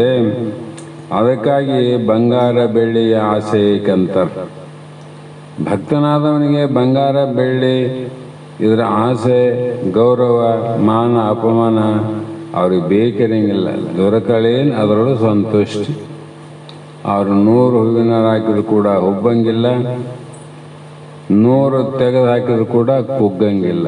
ಯಾಕಂದ್ರೆ ಹೂವಿನ ಹಾರ ಹಾಕೋದು ಅನಿತ್ಯವಾದ ದೇಹಕ್ಕೆ ವಿನ ಆತ್ಮನಿಗೆಲ್ಲ, ಆತ್ಮನಿಗೆ ಅದೇನು. ಹಾಗಾಗಿ ಇಷ್ಟಕ್ಕೂ ಈ ಪ್ರಪಂಚಕ್ಕೆ ಗೌರವ ಎಂಬುದೊಂದು ಇದ್ದರಲ್ಲವೇ ಮುಖ್ಯ ಗುರಿ ಏನದ? ಪ್ರಪಂಚಕ್ಕೆ ಗೌರವನೇ ಇಲ್ಲ ನೋಡ್ರಿ. ನಾನು ಭಾಳ ಮಂದಿ ಫೋನ್ ಮಾಡಿದಾಗ ಕೇಳ್ತಾರೆ, ನೀವು ಹೇಗಿರಿ, ಆರಾಮೀನಿ ಅಂತ ಕೇಳಿದಾಗ ನಾನು ಆರಾಮೀನಿ, ದೇಹ ಆರಾಮಿಲ್ಲ ಅಂತ ಸ್ಪಷ್ಟವಾಗಿ ಹೇಳ್ತೇನೆ. ನಾನು ದೇಹ ಆರಾಮಿಲ್ಲ, ಆರಾಮಿರ್ತದೆ ಏನದು? ಈ ಪ್ರಪಂಚನೇ ಇದಕ್ಕೆ ಗೌರವನಿಲ್ಲ. ಪ್ರಪಂಚ ಅಂದರೆ ದೇಹ ಅಂದರೆ ಜಗತ್ತಂತ. ಇದಕ್ಕೆ ಗೌರವ ಇತ್ತು ಅಂದರೆ ಆತ್ಮನಿಂದ ಬೇರ್ಪಟ್ಟ ಶರೀರಕ್ಕೆ ಯಾರು ನಮಸ್ಕಾರ ಮಾಡಿದ್ರು ಅವರೇ ಇವತ್ತ ಕಾಲಿನ ಒದ್ದು ನಿನ್ನ ಕುಣಿಯಲ್ಲಿ ಇಡ್ತಾರಿಲ್ಲ. ಮತ್ತು ಗೌರವ ಎಲ್ಲಿಗೋಯ್ತು? ಇರುವಾಗ ಎಷ್ಟು ಪೂಜಾ, ಎಷ್ಟು ಪುನಸ್ಕಾರ, ಎಷ್ಟು ನಮಸ್ಕಾರ, ಎಷ್ಟು ಚಮತ್ಕಾರ. ಅದೇ ಶರೀರಕ್ಕೆ ಇವತ್ತು ಇಂಥ ಗತಿ ಬಂತು ನೋಡ್ರಿ. ಯಾಕಂದ್ರೆ ಈ ಶರೀರ ಇದು ಗೌರವನಿಲ್ಲ, ಅದಕ್ಕೆ ಅಗೌರವ ಅನ್ಬೇಕು. ಯಾಕಂದ್ರೆ ಇದು ಅನಿತ್ಯದ ಅಗೌರವದಿಂದ ಕೂಡ್ಯದ. ಅಗೌರವದಿಂದ ಕೂಡಿದಂಥ ಶರೀರಕ್ಕೆ ಗೌರವ ಕೊಟ್ಟರೆ ಅದು ನಿಜವಾದ ಗೌರವ ಅಲ್ಲ. ಯಾರು ತಮ್ಮ ಸ್ವರೂಪದ ಸಾಕ್ಷಾತ್ಕಾರದಲ್ಲಿ ಏನು ತಿಳ್ಕೊಂಡಾರ, ಅದರ ಮೇಲೆ ಪ್ರೇಮ ಇತ್ತು, ಪ್ರೀತಿ ಇತ್ತು ಅಂದರೆ ಅದು ನಿಜವಾದ ಗೌರವ. ಯಾಕಂದರೆ ಅದಕ್ಕೆ ಒಂದೇ ಸಮಯ ಇರೋದಲ್ಲ. ಇದು ಹಾಲು ಕೆಟ್ಟ ಮೊಸರಾದಂಗೆ ಆಗುವಂಥ ಶರೀರಕ್ಕೆ ಗೌರವ ಕೊಟ್ಟರೆ ನಾವು ನಿಜವಾಗಿ ಅಪಮಾನಕ್ಕೆ ಗೌರವ ಅಂತೀವಿ. ಶಾಸ್ತ್ರ ದೃಷ್ಟಿಯಿಂದ ನೋಡಿದ್ರೆ ಅಪಮಾನ, ಅದಕ್ಕೆ ಗೌರವ ಕೊಡೋಕತ್ತೀವಿ. ಶಾಶ್ವತವಾಗಿ ಇರುವಂಥ ಸ್ವರೂಪಕ್ಕೆ ಅಗೌರವ ಕೊಡೋತ್ತೀವಿ ನೋಡ್ರಿ. ಎಷ್ಟು ವಿರುದ್ಧವಾದ ಪ್ರಪಂಚ ಅದ. ಹಾಗಾಗಿ ಇಲ್ಲಿ ಒಂದು ಗ್ರಾಮದಲ್ಲಿ ಇಬ್ಬರಿದ್ರು. ಒಬ್ಬನಿಗೆ ಎಲ್ಲಿಗೆ ಹೋಗ್ಬೇಕಾದ್ರೂ ಕುದುರೆ ಮೇಲೆ ಹೋಗೋದು ಅವನಿಗೆ ಅಭ್ಯಾಸ ನೋಡ್ರಿ. ಎಲ್ಲಿ ಹೋಗಿ ಆಗಿನ ಕಾಲದಲ್ಲಿ ಕುದುರೆ ಮೇಲೆ ಹೋಗೋದು ಅಭ್ಯಾಸ. ಇನ್ನೊಬ್ಬನಿಗೆ ಹೊರಗುದುಂಬಿ ಹಾಕಿಕೊಂಡು ಕುಳಿತುಕೊಳ್ಳುವುದು ಅಭ್ಯಾಸ. ಯಾವಾಗ ದಿಂಬು ಹಾಕ್ಕೊಂಡು ಹಿಂಗೆ ಕುಂತೀವಲ್ಲ, ಹೊರಗುದಿಂಬು ಅಂದ್ರೆ ಬೆನ್ನಿಗೆ ಇಡೋದು. ಬೆನ್ನಿಗೆ ದಿಂಬು ಇಟ್ಕೊಂಡು ಹಿಂಗೆ ಕೂಡೋದು ಅಭ್ಯಾಸ. ಮತ್ತೆ ಅದರಿಂದ ಅವನು ಯಾವ ಊರಿಗೆ ಹೋದರೂ ಹೊರಗುದಿಂಬನ್ನು ನೆತ್ತಿಯ ಮೇಲೆ ಇಟ್ಟುಕೊಂಡು ಹೋಗಲ್ಲ. ಅಭ್ಯಾಸ ಅದು. ಈಗ ನಾವು ಕೂಡ್ಬೇಕಾದ ಕಾಲಿನಾಗ ಹಂಗೆ ಹಾಕೊಂಡು ಹೋಗ್ತೀವಲ್ಲ, ಅಭ್ಯಾಸ ಆಗಿಬಿಟ್ಟಿದೆ ಈಗ. ಇದ್ದಿಲ್ಲ ನಮೂನೆ ಆಗ್ತದೆ. ಹಂಗೆ ಆ ಇಬ್ಬರು ಏನು ಮಾಡಿದ್ರು, ಅಕಸ್ಮಾತಾಗಿ ಒಂದೇ ಊರಿಗೆ ಪ್ರಯಾಣ ಮಾಡಿದರು. ಒಂದೇ ಊರಿಗೆ ಹೋಗುವಂಥ ಸಮಯ ಬಂತು. 10 ಮೈಲು ದೂರವಿದ್ದ ಆ ಊರಿಗೆ ಆ ದಿನ ಇವರಿಬ್ಬರು ಕೂಡಿ ಹೋದರು. ಕುದುರೆ ಮೇಲೆ ಹೋಗುವವನು ಮುಂದಾಗಿ ಹೋಗುತ್ತಿದ್ದಾನೆ. ಕುದುರೆ ಮುಂದೆ ಹೋಗೋದಲ್ಲ ಅದು. ಹೊರಗುದಿಂಬನ್ನು ಹೊತ್ತ ಮನುಷ್ಯ ಹಿಂದೆ ಹೋಗುತ್ತಿದ್ದಾನೆ. ಒಬ್ಬರಿಗೊಬ್ಬರಿಗೆ ಸಂಬಂಧವಿಲ್ಲದೆ ಅವರಿಗೆ ಆ ರೀತಿ ಪ್ರಯಾಣ ಬಿದ್ದಿದೆ, ಅಭ್ಯಾಸ. ಆಗ ಮಧ್ಯದಲ್ಲಿ ಒಂದು ಗ್ರಾಮದ ಮೂಲಕ ಹೋಗಬೇಕಾಗಿ ಬಂತು ಇಬ್ಬರಿಗೆ. ಆ ಊರಿನವರು ಇವರಿಬ್ಬರನ್ನು ನೋಡಿದ್ರು. ಕುದುರೆ ಹತ್ತಿ ಹೋಗುತ್ತಿದ್ದ ಮನುಷ್ಯನನ್ನು ಏನ್ ತಿಳ್ಕೊಂಡ್ರು, ದೊಡ್ಡ ತಹಸೀಲ್ದಾರ ಆಫೀಸರ್ ಇರ್ಬೋದಂತ ತಿಳ್ಕೊಂಡ್ರು. ಹಿಂದೆ ದಿಂಬನ್ನು ಹೊತ್ತುಕೊಂಡು ಹೋಗುವವನು ಜವಾನ್ ಇರ್ಬೋದು ಅಂತ ತಿಳ್ಕೊಂಡ್ರು. ಆತ ತಹಸೀಲ್ದಾರ, ಇವನು ಜವಾನ್. ಪ್ರಯಾಣಿಕರು ಇಬ್ಬರು ತಾವು ಹೋಗುವ ಊರನ್ನ ಸೇರಿದರು. ಊರಿನ ಮಧ್ಯೆ ಒಂದು ಧರ್ಮಶಾಲೆ ಇತ್ತು. ಆಗ ಆ ಧರ್ಮಶಾಲೆ ಸೇರಿದ್ದೇ ತಡ ಹೊರಗು ದಿಂಬಿನವನು ಗೋಡೆಗೆ ದಿಂಬನ್ನು ಹಾಕಿ ಟಿವಿ ಆಗಿ ಕುಳಿತುಕೊಂಡ. ಅವನ ಅಭ್ಯಾಸ ಅದು. ಕುದುರೆ ಆಸಾಮಿ ಕುದುರೆ ಹಿಡಿದು ಅದನ್ನು ಕಟ್ಟಿ ಹಾಕಲು ಆಗೋ ಹೀಗೋ ಓಡಾಡ್ತಾ ಇದ್ದ. ಇವನು ಕುಂತಿದ್ದಾಗಲೇ ಆ ಊರಿನವರು ಹೇಳಿಕೊಳ್ಳುತ್ತಿದ್ದಾರೆ, ದಿಂಬನ್ನು ಹೊರಗೆ ಕುಳಿತಿರುವ ಅವನು ತಹಸೀಲ್ದಾರ ಇರಬಹುದು ಅಂತ ಇಲ್ಲಿ ತಿಳ್ಕೊಂಡ್ರು. ನೋಡು, ಮೊದಲು ಜವಾನ್ ಅಂತ ತಿಳ್ಕೊಂಡ್ರೆ ಅಲ್ಲಿ, ಇಲ್ಲಿ ನೋಡಿದ್ರೆ ತಹಸೀಲ್ದಾರ ಅದ.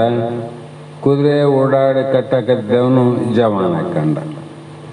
ಹೀಗೆ ಲೋಕಕ್ಕೆ ಏನಾಗಿದೆ ಅಂದರೆ, ಕಣ್ಣಿಲ್ಲ, ವಿವೇಕವಿಲ್ಲದ ಈ ಲೋಕವು ಕೊಡುವ ಈ ಮಾನ ಮರ್ಯಾದೆಗಳಿಂದ ನಮಗೆ ಆಗಬೇಕಾದದ್ದೇನು? ವಿವೇಕದಿಂದ ನೋಡಿದ್ರೆ ಮಾನ ಮರ್ಯಾದೆ ಗೌರವ ಅಗೌರವ ಯಾವ ಇಲ್ಲಲ್ಲ. ಆತ್ಮಗೆ ಏನದ, ನಿನಗೇನದ? ಏನಿಲ್ಲ.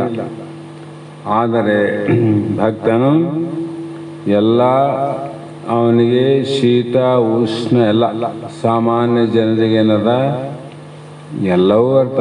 ಈಗ ನಾವು ಆ ಕಡೆ ಕಾರವಾರ ಆ ಕಡೆ ಹೋದಾಗ ಅಲ್ಲಿ ವಾತಾವರಣ ಬೇರೆ, ಅಲ್ಲಿಂದ ಬರುವ ವಾತಾವರಣ ಬೇರೆ. ಅಲ್ಲಿ ಶೀತ ಇದರಲ್ಲಿ ಉಷ್ಣ, ಇಲ್ಲಿ ಉಷ್ಣ ಇದರಲ್ಲಿ ಶೀತ. ಎಲ್ಲ ಕಡೆ ನಾವಿದ್ದಲ್ಲಿ ಹೆಂಗದ ಹಂಗೆ ಇರಬೇಕಂತ ಇರ್ಲಿಕ್ಕೆ ಸಾಧ್ಯ ಇಲ್ಲ. ಈ ರೀತಿಯಾಗಿ ಅವೆಲ್ಲವನ್ನ ಅವನು ಏನು ಮಾಡ್ಯಾನಂದ್ರೆ, ಪ್ರಾರಬ್ಧವನ್ನು ಅನುಸರಿಸಿ ಎಲ್ಲಿವರೆಗೂ ನಾವು ಪ್ರಾರಬ್ಧವನ್ನು, ಶಾಸ್ತ್ರ ನಂಬ್ರಿ ಬಿಡ್ರಿ, ನಿಮ್ಮ ಪ್ರಾರಬ್ಧವನ್ನು ನೀವು ನಂಬಿಕೆ ಮಾಡದಿದ್ರೆ ಎಲ್ಲರೂ ಹಾಳಾಗಿ ಹೋಗ್ತಾರೆ. ನೋಡ್ರಿ, ಪ್ರಾರಬ್ಧ ಮೊದಲು ನಂಬಬೇಕು. ದೈವದಲ್ಲಿ ಹಿಂದಿನ ಜನ್ಮದಲ್ಲಿ ಏನು ಮಾಡಿದ್ದಾದ ಆ ಪ್ರಾರಬ್ಧ ಅನುಸಾರವಾಗಿ ಬರ್ತಾವ. ಏನು ಬರ್ತಾವ?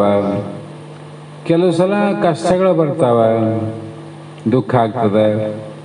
ಕೆಲವು ಸಲ ಸುಖ ಆಗ್ತದೆ, ಆನಂದ ಬರ್ತದೆ. ಆದರೂ ಕೂಡ ಈ ಸುಖ ದುಃಖ ಅನ್ನುವುದು ಇವೆಲ್ಲವೂ ಕೂಡ ಶಾಶ್ವತವಾದವಲ್ಲ ಅಂತ ಅವನು ನಂಬಿರ್ತಾನೆ. ಶಾಶ್ವತವಾದದಲ್ಲ. ಮಳೆಗಾಲ ಶಾಶ್ವತ ಅಲ್ಲ, ಅದು ಹೋಗ್ತದ. ಚಳಿಗಾಲ ಬರ್ತದ, ಚಳಿಗಾಲ ಶಾಶ್ವತ ಅಲ್ಲ, ಮತ್ತೆ ಬೇಸಿಗೆ ಬರೋದೆ. ಅದರಂತೆ ಇವೆಲ್ಲವನ್ನ ಕಷ್ಟ ಸುಖಗಳಲ್ಲಿ ತಾನು ಕೂಡದೆ. ಸುಖ ದುಃಖಗಳಲ್ಲಿ ಏನು ಕೊಡೋದು ಅಂದರೆ, ನೀನು ಕೂಡಬೇಡ ಅಂದ್ರು. ಸುಖಕ್ಕೂ ದುಃಖಕ್ಕೂ ನೀನು ಕೊಡೋ ಅವಶ್ಯಕತೆ ಇಲ್ಲ. ಯಾಕಂದರೆ ಸುಖ ದುಃಖ ಮನಸ್ಸಿಗೆ ವಿನಃ ನಿನಗಲ್ಲ. ಅಂದಾಗ ತಾದಾತ್ಮ ಹೊಂದದೆ ಸಮಾಧಾನದಿಂದ ಅನುಭವಿಸುತ್ತಾನೆ. ಸುಖವನ್ನ ಹೆಂಗ ಸಮಾಧಾನ, ಅದೇ ರೀತಿ ಕಷ್ಟವನ್ನ ಕೂಡ ಸಮಾಧಾನದಿಂದ ಎದುರಿಸುವ ಪ್ರಯತ್ನ ಮಾಡ್ತಾನೆ. ಅವನ ಚಿತ್ತ, ಅವನ ಮನಸ್ಸಿನಲ್ಲಿ ಯಾವ ವಿಕ್ಷೋಭನೂ ಆಗೋದಿಲ್ಲ, ಕ್ಷೋಭೆ ಆಗೋದಿಲ್ಲ. ಆ ರೀತಿ ಇರುವುದು ಮುಖ್ಯ ಅಂತ. ಯಾಕಂದರೆ ಇವು ಭಕ್ತನಲ್ಲಿ ಇರುವಂಥ ಮುಖ್ಯವಾದ ಲಕ್ಷಣಗಳು. ಮತ್ತು ಇನ್ನು ಆತ ಸಂಘವರ್ಜಿತನು, ಯಾವುದರ ಒಂದಿಗೂ ಸ್ನೇಹ ಬಂಧವು ಅವನಿಗಿರುವುದಿಲ್ಲ. ಯಾವುದರೊಂದಿಗೂ ಸ್ನೇಹ ಬಂದಿಲ್ಲ ನೋಡ್ರಿ. ಆತನ ಸ್ನೇಹ ಮನೆಯಲ್ಲೇ ಆಗಲಿ, ಮಠದಲ್ಲೇ ಆಗಲಿ, ಪ್ರಪಂಚದಲ್ಲಾಗಲಿ ಈ ಸ್ನೇಹ ಇರ್ತದ. ಸ್ನೇಹದ ಬಂಧ ಇರಂಗಿಲ್ಲ. ಸ್ನೇಹಿತರು, ಮಿತ್ರರು, ಆದರೆ ಅವ್ರನ್ನ ಬಂಧಕ್ಕೆ ಒಳಗೆ ಮಾಡ್ಕೋದಿಲ್ಲ ಅಂತ ಕಡೆಗೆ ಇರ್ತಾನ ಅವನು. ಬಸವಾನಂದರು ಹೇಳ್ತಿದ್ರು, ಸ್ನೇಹ ಸಂಬಂಧಗಳು ಇರಬೇಕು ತಮ್ಮ ಪ್ರಪಂಚಕ್ಕೆ, ಆದರೆ ಬಾಯಿಯಿಂದ ಹೊರಗಿರಬೇಕು. ಮನುಷ್ಯನಾಗ ಬೋರ್ ಹಿಡ್ದಂಗೆ ಇಳಿಬಾರ್ದು ಅಂತಿದ್ದ. ಬೋರ್ ಹಾಕಿದಂಗೆ ಅಷ್ಟು ಒಳಗೆ ಇಟ್ಕೊಂಡ್ರೆ ನಿಮ್ಗೆ ಕಷ್ಟ ಆಗ್ತದೆ. ಮೇಲೆ ಮೇಲೆ ಹಾಕಿದ್ರೆ ನೀರು ಬರಂಗಿಲ್ಲ. ಬೋರ್ ಕೆಳಗೆ ಹಾಕಿದ್ರೆ ನೀರು ಹೊಡಿತೇವಿಲ್ಲ. ಅಂದರೆ ಮನುಷ್ಯನ ಮೇಲೆ ಮೇಲೆ ಇವರೆಲ್ಲ ಇದ್ರು, ಸ್ನೇಹಿತರು ಮಿತ್ರರು ಇದ್ರೆ ಪರವಾಗಿಲ್ಲ. ಒಳಗೆ ಹೋದಿಲ್ಲ, ನೀರು ಹೆಂಗೆ ಹೊಡಿತದ, ಇಲ್ಲಿ ದುಃಖ ಹೊಡಿತದ ನೋಡ್ರಿ, ಕಣ್ಣೀರು ಹಾಕ್ತದ. ಹಾಗಾಗಿ ಆತನಿಗೆ ನಿಂದಾ ಸ್ತುತಿಗಳಲ್ಲಿ ಸಮಾನ. ಇವರು ಇವತ್ತು ನಿಂದೆ ಮಾಡ್ಯಾರ, ಮಾಡಲಿ.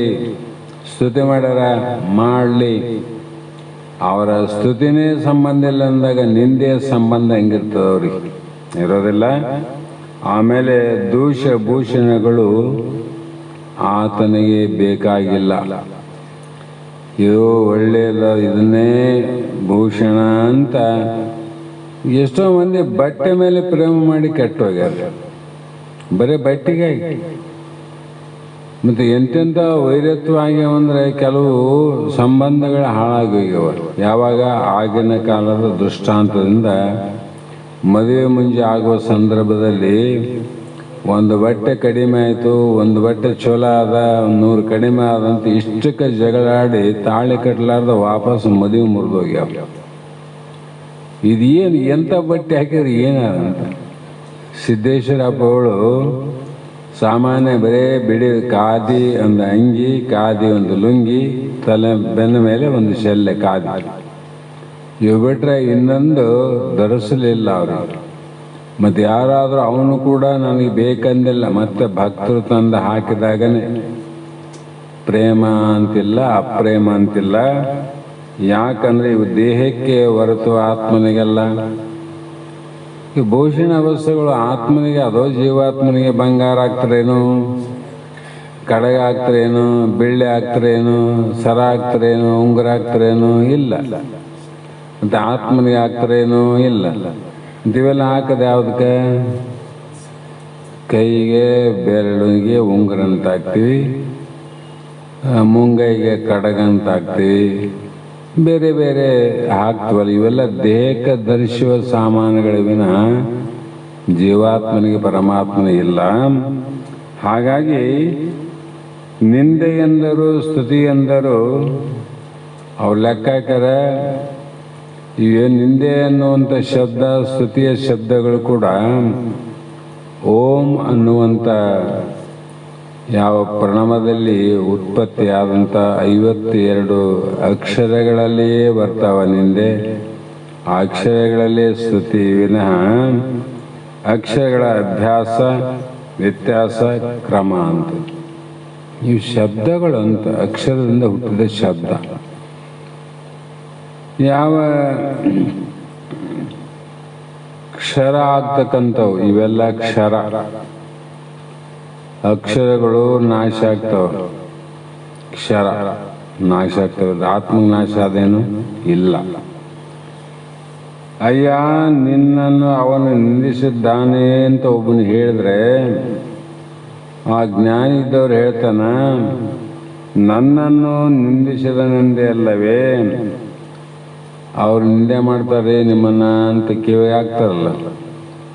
ಆಯ್ತು ಭಾಳ ಚಲೋ ಆಯ್ತು, ನೀ ಹೇಳೋ ಪ್ರಕಾರ ಅವರು ನಿಂದೆ ಮಾಡಿದ್ರೆ ನನ್ನನ್ನು ಅಲ್ಲಲ್ಲ ಅಂದ. ಅಲ್ರಿ ನಿಮಗೆ ಮಾಡಿದ್ದು ನಿಂದೆ ಅಂತ ಅವನು ಒತ್ತಿ ಹೇಳ್ದ. ಆ ವ್ಯಕ್ತಿ ಹೇಳ್ದ, ಆತ್ಮನನ್ನು ನಿಂದಿಸಿದನು, ದೇಹವನ್ನು ನಿಂದಿಸಿದನು, ಅದನ್ನು ಹೇಳಂದ್ರು.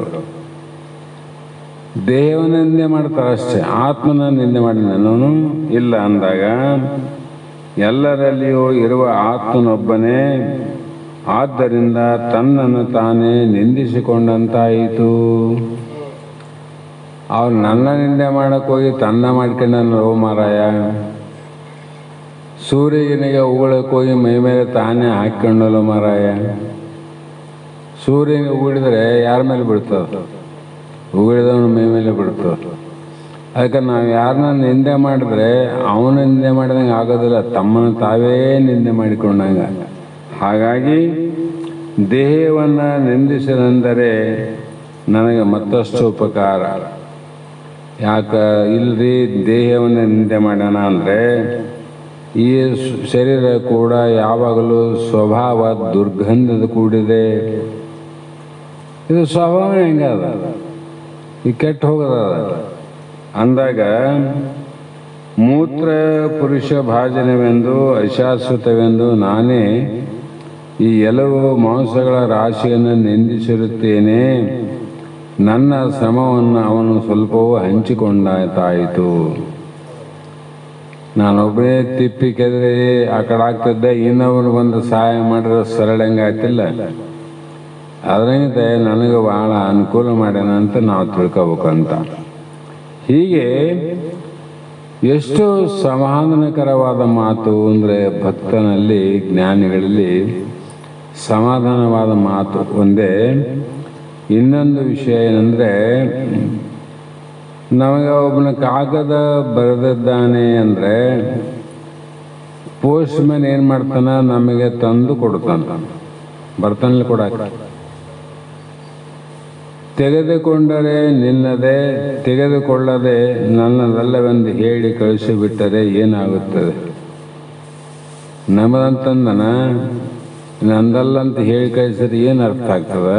ಅದರಂತೆ ಅಂಚೆ ನಿಯಮವನ್ನು ಅನುಸರಿಸಿ, ಅಂಚೆಯ ನಿಯಮಗಳೇನವ ಅದಕ್ಕೆ ಅನುಸರಿಸಿ ಬರೆದವನ ವಿಳಾಸಕ್ಕೆ ಹಿಂದೆ ಹೋಗುತ್ತದೆ. ನೀ ತಗೊಳ್ಳಂದ್ರೆ ನಿನಗೆ ಯಾರು ಬರೆದಾರೆ ಅವ್ರ ಕೆಳಗೆ ಫ್ರಮ್ ಅಡ್ರೆಸ್ ಅಂತ ಇರ್ತದೆ, ಅದೇ ಅಡ್ರೆಸ್ ವಾಪಸ್ ಹೋಗ್ತದೆ. ಅದರಂತೆ ಹಾಗೆ ಯಾರಾದರೂ ನಿಂದಿಸಿದರೆ, ನನ್ನನ್ನು ನಿಂದಿಸಿದರೆಂಬ ವಿಚಾರವನ್ನು ಅಭಿಮಾನವನ್ನು ಹೊಂದಿದೆಯಾದರೆ ಅದು ನಿನ್ನನ್ನೇ ಸೇರುತ್ತದೆ. ಮತ್ತು ಅವ್ರಿಗೆ ಹೋಯ್ತಿಲ್ಲ ಪತ್ರ, ಇವನಿಂದೆ ಇವನು ಸ್ವೀಕಾರ ಮಾಡಿಲ್ಲಲ್ಲ. ಸ್ವೀಕಾರ ಮಾಡಿದ್ರೆ ಇವನಿಗೆ ಗೊತ್ತಿತ್ತು, ಸ್ವೀಕಾರ ಮಾಡಲಿಲ್ಲ ನಿಂದೆ ಮಾಡಿದವನಿಗೆ ಅವನಿಗೇ ಹೋಯಿತು. ಅದೇ ನಿರ್ವೀಕಾರ ಚಿತ್ತದಿಂದ ಅದನ್ನು ತಿರಸ್ಕರಿಸಿದರೆ ಭಗವಂತನ ಪ್ರಕೃತಿ ನಿಯಮವನ್ನು ಅನುಸರಿಸಿ ಅಲ್ಲಿ ನಿಂದಿಸಿದವನನ್ನೇ ಹೋಗಿ ಸೇರುತ್ತದೆ. ಯಾರನ್ನೇ ನಿಂದೆ ಮಾಡಿದ್ರು ಅದಕ್ಕೆ ನಿಂದಿಸದಿರು ಆರನ್ನು, ಮನಸ್ಸಿಗೆ ಬಂದಂತೆ ನಡೆಯದರು ಏದಲ್ಲಿ ಅಂತ. ಅಜ್ಞಾನಿಗಳು ನಿಂದೆ ಮಾಡಿದ್ರೆ ಪರವಾಗಿಲ್ಲ, ಯಾಕಂದ್ರೆ ನಿನ್ವೆಲ್ಲ ಅವ್ರು ತೊಗೊಂಡಿರ್ತಾರೆ, ಅವ್ರು ತೊಗೊಂಡೋಗ್ತಾರೆ, ನಿನಗೇನು ಬರಂಗಿಲ್ಲ. ಬಲ್ಲವರು ನಿಂದೆ ಮಾಡಿದರೆ ಅವ್ರು ತೊಗೊಳೋದಿಲ್ಲಲ್ಲ, ತೊಗೊಂಡಿಲ್ಲ ನಮಗೆ ಯಾರಿಗೆ ಬಂತು? ನನಗೆ ಬರ್ತದೆ. ಅದಕ್ಕಾಗಿ ವಿಚಾರವನ್ನು ಮಾಡುವಂಥ ಮಾತುಗಳು ಹೀಗೆ ಇಲ್ಲಿ ಅನೇಕ ವಿಚಾರಗಳನ್ನು ಹೇಳಲಾಗಿದ್ದು, ಇನ್ನೂ ಸ್ವಲ್ಪ ಇದನ್ನು ಮುಗಿಸಿಬಿಡೋಣ. ಈ ರೀತಿಯಾಗಿ ಭಕ್ತನು ಯಾವಾಗಲೂ ಮೌನಿ ಅಂದರೆ ಮಾತಾಡಂಗಿಲ್ಲಂತಲ್ಲ, ಆತ ಮನನಶೀಲನೆಂದು ಅರ್ಥ. ಮಾತಾಡಂಗಿಲ್ಲ ಅಂದರೆ ಹೊರಗೆ ಮಾತು ಇಲ್ಲ, ಅವ್ರಿಗೆ ಒಳಗೆ ಮಾತನಾಡಿರ್ತಾವ, ಮನನದ ಮಾತು. ಅದು ಏಕಾಂತದಲ್ಲಿ ಅಂದ್ರೆ ಏನರ್ಥ? ಒಳಗಂತ ಅರ್ಥ. ಮಂದ್ಯಾರಂತ ಬೆಟ್ಟಕ್ಕೆ ಹೋಗಿ ಗುಡ್ಡಕ್ಕೆ ಹೋಗೋದಲ್ಲ, ನಿನ್ನೊಳಗೆ ನೀನು ಅನುಸರಿಸಿ ಮಾತನಾಡದವನನ್ನು ಕೆಲವರು ಮೌನಿ ಅಂತಾರೆ. ಅದು ಅಷ್ಟು ತೃಪ್ತಿಕರವಾದ ಅರ್ಥ ಅಲ್ಲ. ಯಾಕಂದರೆ ಮಾತನಾಡದಿರುವುದು ನಿಜವಾದ ಮೌನಕ್ಕೆ ಒಂದು ಬಾಹ್ಯ ಸಾಧನೆ ಮಾತ್ರ. ಹೊರಗೆ ಸಾಧನೆ ಪರ ಪಶ್ಯಂತೆ ಮಧ್ಯಮ ವೈಖರಿಗಳೆಂದು ಮಧ್ಯಮ ವಾಕ್ಯನಲ್ಲಿಯೂ ಮಧ್ಯಮವನ್ನು, ಪಶ್ಯಂತೆಯಲ್ಲಿಯೂ ಪಶ್ಯಂತೆ ವಾಕ್ಯವನ್ನು, ಪರವಾಕ್ಯನಲ್ಲಿಯೂ ಲಯ ಮಾಡಬೇಕು. ಈ ಪ್ರಣವಕ್ಕೆ ಲಕ್ಷಾರ್ಥವಾದ ಪರಬ್ರಹ್ಮವೇ ತಾನಾಗಿನಂತ ಒಳಗ ವಿಚಾರ ನಡೆದಿತ್ತು ಅಂದರೆ ಅದು ಮೌನ. ಇದು ಸಿದ್ಧಾವಸ್ಥೆಯ ಲಕ್ಷಣ. ಈ ಮೌನ ಒಳಗೆ ಇಲ್ಲಿ ಕೆಲಸ ಕೊಡೋಂಗಿಲ್ಲ. ಆಗ ಸ್ಥಿತಪ್ರಜ್ಞೆ ಎಂಬ ಮಾತು ಏನಾಗ್ತಂದ್ರೆ, ಮನೆ ನಿಕೇತನವೆಂದರೆ ಮನೆ, ಅನಿಕೇತ ಅಂದರೆ ಮನೆ ಇಲ್ಲದವನಂತ. ನಿಶ್ಚಿತವಾಗಿ ವಾಸ ಸ್ಥಾನಮಾನವಿಲ್ಲವೆಂದ ಅರ್ಥ. ಈ ಅರ್ಥವು ಸನ್ಯಾಸಪರವಾಗಿದೆ ಎಂದು ತಿಲಕರವರು ಎಷ್ಟೋ ಶ್ರಮಪಟ್ಟಿದ್ದಾರೆ. ಏನು ಮಾಡಿದರೂ ನಿಜಕ್ಕೆ ಮಸಿಬಡಿಯಲು ಅವಕಾಶವಿಲ್ಲ. ಏನು ಮಾಡಿದ್ರು ನಾವು ಈ ಬಂಡೆ ಕಾಣಬಾರಂತ ಚಾಪೆ ಹಾಕಿವಿ, ಅದು ಕಾಣಬಾರಂತ ಒಂದು ಕೌದಿ ಹಾಕಿವಿ, ಅದು ಕಾಣಬಾರಂತ ಜಮಖಾನ ಹಾಕಿವಿ. ಆ ಬಂಡೆ ಅಸ್ಥಿರಾದಲ್ಲ, ಮೇಲೆ ಮುಚ್ಚವು ಏನು ಪ್ರಯತ್ನ ಮಾಡಿದ್ರು ಕೂಡ ಆ ಬಂಡೆಯನ್ನು ಮರೆಮಾಚೋಕ್ಕೆ ಸಾಧ್ಯವೇ ಇಲ್ಲ ಅಂತ. ಅದೇ ರೀತಿ ತಾನು ಅಖಂಡನಾದ ಆತ್ಮನಾದುದರಿಂದ ತನಗೆ ನಿರ್ದಿಷ್ಟವಾದ ಒಂದು ವಾಸ ಸ್ಥಾನವಿಲ್ಲಿದೆ. ಇದು ಮತ್ತೊಂದು ಅರ್ಥ. ಯಾಕಂದರೆ ನೀನು ಸರ್ವಾಂತರ್ಯಾಮಿ. ಈ ಬಂಡೆ ಪೂರ್ತಿ ಅಖಂಡ ಅವ. ಈ ಚಾಪೆ ಅಲ್ಲಿಂದ ಹಾಕಿವಿ, ಇಲ್ಲಿಂದ ಹಾಕಿವಿ, ಎರಡಾವ, ಇನ್ನೂ ಬಂಡೆನೇ ಅವ. ಹೌದಿಲ್ಲ? ಅದಂತೆ ಅಖಂಡವಾದ ಬ್ರಹ್ಮ ಪರಿಪೂರ್ಣ, ಏಕಂ ಏವಂ ಅದ್ವಿತೀಯ ಪರಬ್ರಹ್ಮ ಅಂತ ಅರ್ಥ ಮಾಡಬೇಕು.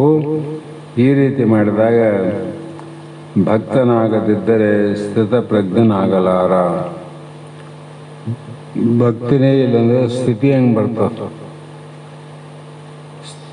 ಸ್ಥಿತಪ್ರಜ್ಞೆ ಅಂದ್ರೇನು? ಅಸ್ಥಿತ ಸ್ಥಿತ ಅಂದ್ರೇನು? ಅಸ್ಥಿತ ಅಂದರೆ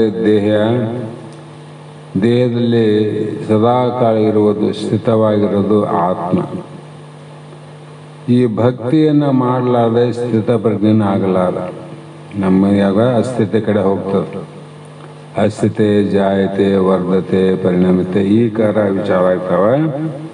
ಹಾಗೆ ಈ ರೀತಿಯಾಗಿ ಭಕ್ತನನ್ನು ಬಹಳ ಅರ್ಥದಿಂದ ಇಲ್ಲಿ ಇದು ಮಾಡಿ ಕೊನೆಯ ಶ್ಲೋಕದ ಮುಗಿಸಿಬಿಡೋಣ.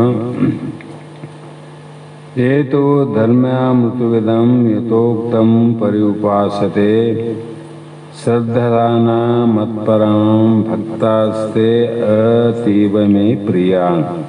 ಅಂದರೆ ಶ್ರದ್ಧೆ ಉಂಟಾಗಿ ಯಾರು ನನ್ನನ್ನೇ ನಂಬಿಕೊಂಡು ನಾನು ಹೇಳಿದ ಅಮೃತ ರೂಪ ಧರ್ಮವನ್ನು ಯಥಾರ್ಥವಾಗಿ ಆಚರಿಸುವರು ಅಂಥ ಭಕ್ತರು ನನಗೆ ಪ್ರಾಣಪ್ರಿಯರು ಅಂತ ಈ 12ನೇ ಅಧ್ಯಾಯದ ತಾತ್ಪರ್ಯವನ್ನು ಇಲ್ಲಿವರೆಗೆ ಹೇಳ್ತಾ ಬಂದರು. ಹಾಗಾಗಿ ನಾವು ಎಲ್ಲಿ ಶ್ರದ್ಧೆ ಬರಬೇಕು? ಶಾಸ್ತ್ರ ಕೇಳಿ, ಶಾಸ್ತ್ರದ ವಾಕ್ಯದಲ್ಲಿ ಗುರುವಾಕ್ಯಗಳಲ್ಲಿ ವಿಶ್ವಾಸ ಶ್ರದ್ಧೆವಂತಿಲ್ಲ, ಅವನು ಭಗವಂತನಿಗೆ ಪ್ರಿಯನಾದ ಭಕ್ತ. ಅಂಥವನ್ನು ನನಗೆ ಬೇಕೆಂದು ಎತ್ತಿಕೊಳ್ಳುವನು ನಿಷ್ಪತ್ತಿ ಎಂಬ ಫಲವಾಗಿ. ಆ ಹಣ್ಣು ನನಗೆ ಬೇಕಂತ ನಲ್ಲಕ್ಕೆ ಬಿಡೋದಕ್ಕಿಂತ ಮುಂಚೆ ಹೆಂಗೆತ್ತಿವಂತಾನ, ಅದೇ ರೀತಿ ಇವನು ಪ್ರಾಣ ಬಿಟ್ಟ ಮೇಲೆ ನರಕಕ್ಕೆ ಹೋಗಲಾರ್ದಂಗೆ ತನ್ನ ಸ್ವರೂಪದಲ್ಲೇ ತಾನು ಅಂಥ ಭಕ್ತನನ್ನು ಐಕ್ಯತೆಯನ್ನು ಮಾಡಿಕೊಳ್ಳುವನು ಅಂತಕ್ಕಂಥ ಮಾತನ್ನು ಹೇಳ್ತಾ ಇಲ್ಲಿಗೆ ಯಾವ 12ನೇ ಅಧ್ಯಾಯ ಮುಗಿಯಿತು. ಓಂ ತತ್ಸತ್ ಅಂತ ಮಾತು ಹೇಳಿ ಇವತ್ತಿನ ಶಾಸ್ತ್ರದ ವಾಕ್ಪುಷ್ಪಗಳನ್ನು ಗುರುಪಾದಕ್ಕೆ ಸಮರ್ಪಿಸಿ ಮಂಗಲವನ್ನು ಹೇಳಿ ನಾವು ನೀವು ಧನ್ಯರಾಗೋಣ ಅನ್ನುವ ಮಾತನ್ನು ಹೇಳ್ತಾ ಮಂಗಲವನ್ನು ಪ್ರಾರಂಭ ಮಾಡಿರಿ. ಗುರುದೇವ ಬಸವಾನಂದ ಯೋಗಿ ಬೆಳಗುವೆ ಆರತಿಯ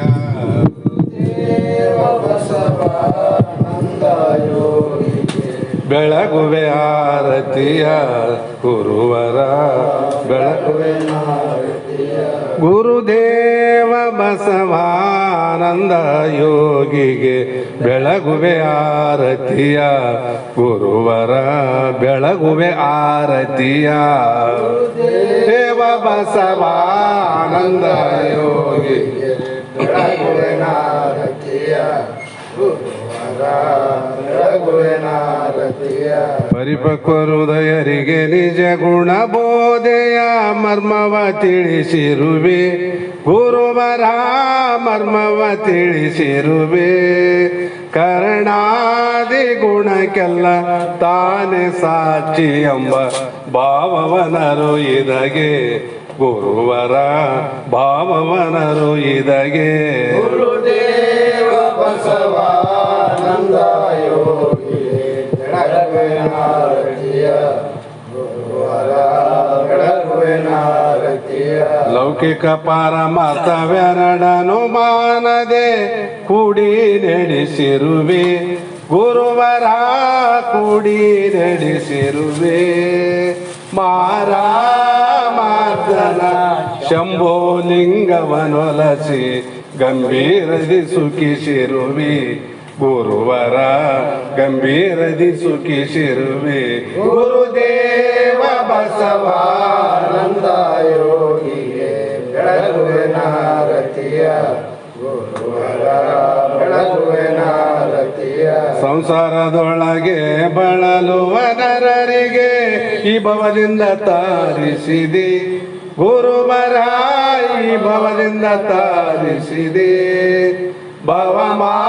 ಭವಮಾಲೆಗೊಳಗಾದೆ ಎಂಬ ಭ್ರಮೆಯನು ನೀನು ಬಿಡಿಸಿರುವೆ ಗುರುವರ ನೀನು ಬಿಡಿಸಿರುವೆ ಗುರುದೇವ ಬಸವ ಆನಂದ ಯೋಗಿಗೆ ಬೆಳಗುವೆ ಆರತಿಯ ಗುರುವರ ಬೆಳಗುವೆ ಆರತಿಯ ಹರವೋ ಚೈತನ್ಯಂ ಶಾಶ್ವತಂ ಶಾಂತಂ ಯೋಮಾತೀತಂ ನಿರಂಜನಂ ನಾದನಿಂದಲಾಗೀತಂ ತಸ್ಮೈ ಶ್ರೀ ಗುರವೇ ನಮಃ श्रीमज्जगद्गुरु सिद्धार्थ स्वामी की जय श्री सद्गुरु शिवपुत्र स्वामी की जय श्री सद्गुरु बसवानंद स्वामी महाराज की जय श्री सद्गुरु अभिनव महाराज की जय सकल साधु